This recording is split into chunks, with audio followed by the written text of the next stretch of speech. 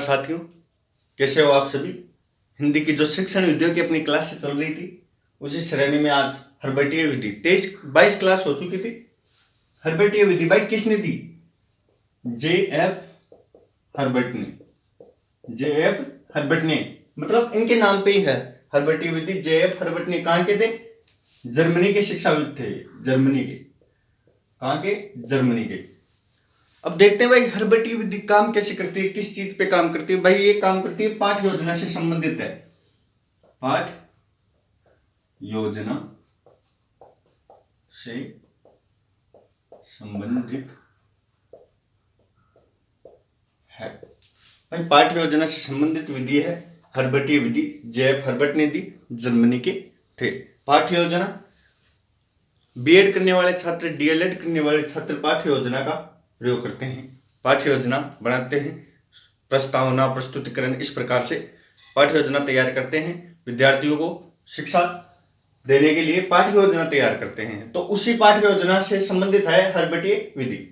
J.F. Herbert ने दी, Germany के थे। भाई रूसो एवं पेस्ट्रोलॉजी भाई रूसो एवं पेस्ट्रोलॉजी की बाल केंद्रित, भाई रूसो एवं पेस्ट्रोलॉजी की बाल केंद्रित अवधारणा को अपनाते हुए,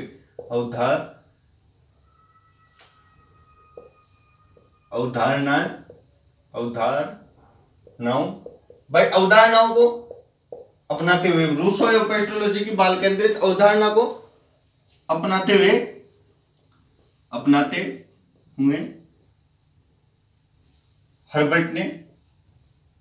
हर्बट ने यह विधि प्रतिपादित की।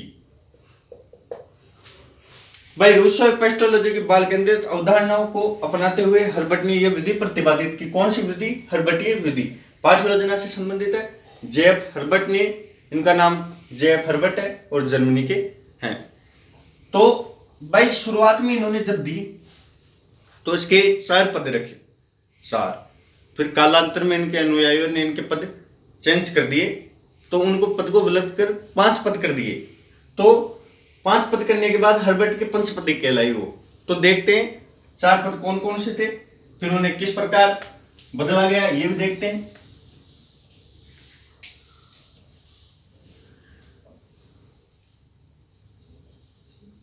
विधि के पद 4। भाई स्पष्टता, संबंधता, भाई स्पष्टता, संबंधता, और कौन सी थी? तीसरी व्यवस्था और विधि। भाई हर्बट ने ये दिया स्पष्टता, संबंधता, व्यवस्था और विधि। ये 4 पद किसने दिए? हर्बट ने, 4 पद। फिर इनके एक शिष्य थे जिल्लर। कौन? जिल्लर। भाई जिल्लर ने स्पष्टता के 2 भाग कर दिए। स्पष्टता के आगे जाकर 2 भाग कर दिए। शुरुआत में हर्बट ने 4 पद दिए, फिर उन्होंने स्पष्टता के 2 भाग कर दिए। कौन कौन से 2 भाग कर दिए? प्रस्तावना और प्रस्तुतिकरण।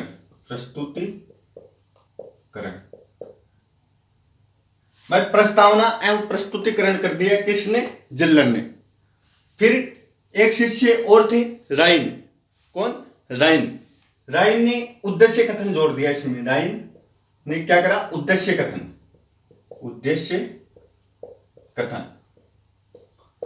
भाई ये 4 पद जिसने हर्बट ने दिए। फिर आगे पंचपदी हुई, उसमें क्या हुआ? जिल्लर ने स्पष्टता के 2 अलग कर दिए, प्रस्तावना और प्रस्तुतिकरण। फिर राइन ने क्या हुआ? उद्देश्य कथन। फिर राइन ने उसमें उद्देश्य कथन जोड़ दिया।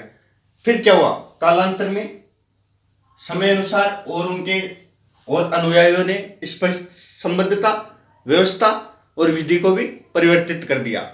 फिर ये 5 पद निकल कर आए, जो पंचपदी कहलाती है। 5 पद वो निकल कर आए। तो स्पष्टता के ये प्रस्तावना और प्रस्तुतिकरण तो आ गए।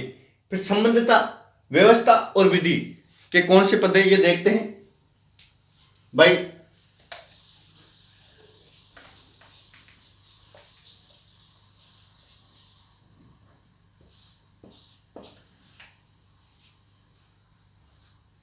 प्रस्तावना, फिर दूसरा प्रस्तुतिकरण। भाई ये 5 पद हैं जो हर्बटीय पंचपदी कहलाई। वो प्रस्तावना, प्रस्तुतिकरण और तुलना, सामान्यीकरण। कौन सा? तुलना। चौथा सामान्यीकरण। भाई प्रस्तावना, प्रस्तुतिकरण, तुलना, सामान्यीकरण और 5वां जो पद था वो प्रयोग। कौन सा? प्रयोग। ये बदल कर जो 4 पद हर्बट ने दिए उनको बदलकर प्रस्तावना, प्रस्तुतिकरण, फिर कालांतर में फिर उनके अनुयायियों ने तुलना, सामान्यीकरण और प्रयोग कर दिए। ये हर्बट की पंचपदी कहलाई। भाई इसमें से खूब प्रश्न पूछे जाते हैं हर्बट की पंचपदी में से। जैसे ये 4 दे दिए, इन 4 में से एक हटा दिया, कोई दूसरा दे दिया, भाई इनमें से कौन सा हर्बट की पंचपदी में नहीं है। तो इस प्रकार से इनमें कई प्रश्न आते हैं। ये हर्बट की पंचपदी कहलाई। हर्बट की पंचपदी, हर्बट की पंचपदी। भाई ये हर्बट की पंचपदी कहलाई। हर्बट की पंचपदी कौन सी? ये हर्बट की पंचपदी कहलाई। आगे देखते हैं हर्बटीय विधि में। भाई आगे देखेंगे हर्बटीय विधि। ध्यान से समझेंगे इस चीज को भाई, किस काम में आती है हर्बटीय विधि ये देखते हैं। भाई मैंने बताया जैसे कि पाठ योजना से संबंधित विधि है, तो किस प्रकार से। भाई शुरुआत में ये स्पष्टता, संबद्धता, व्यवस्था और विधि, ये 4 पद हर्बट ने दिए। फिर उनके शिष्यों ने इसे, जिल्लन ने प्रस्तावना, प्रस्तुतिकरण कर दिया। इसमें एक उद्देश्य कथन और आता है। उद्देश्य कथन, वो उद्देश्य कथन उद्देश्य बताता है भाई किस प्रकार से। फिर तुलना, सामान्यीकरण, प्रयोग, ये कालांतर में चेंज कर दिए गए इनके अनुयायियों द्वारा। अब समझते हैं भाई। पाठ योजना बनाएंगे तो सर्वप्रथम प्रस्तावना देते हैं। सर्वप्रथम प्रस्तावना 2-3 मिनट से ज्यादा की नहीं होनी चाहिए प्रस्तावना। फिर प्रस्तुतिकरण, फिर उद्देश्य कथन। उद्देश्य कथन जोड़ते हैं, उसमें उद्देश्य कथन किस प्रकार से आएगा। फिर उन प्रस्तावना में जो भी मैटर है उसमें तुलना करते हैं, सामान्यीकरण, फिर प्रयोग। इस प्रकार से पढ़ाया जाता है। तो क्या होता है, शिक्षक की जो कमियां होती हैं, जो प्रशिक्षण करता हुआ शिक्षक रहता है, उसकी कमियों को ये विधि दूर करती है। भाई वो पहले से प्रस्तावना, प्रस्तुतिकरण, तुलना, सामान्यीकरण, प्रयोग, इस प्रकार से अपना जो मैटर है, जो पढ़ाना है, वो तैयार करके जाता है। तो उसकी भूलों को कम करती है। तो हर्बटीय विधि इस प्रकार से काम करती है। भाई ये गुण है, बाल केंद्रित विधि है। और जो विधि बाल केंद्रित होती है वो विधि मनोवैज्ञानिक होती है।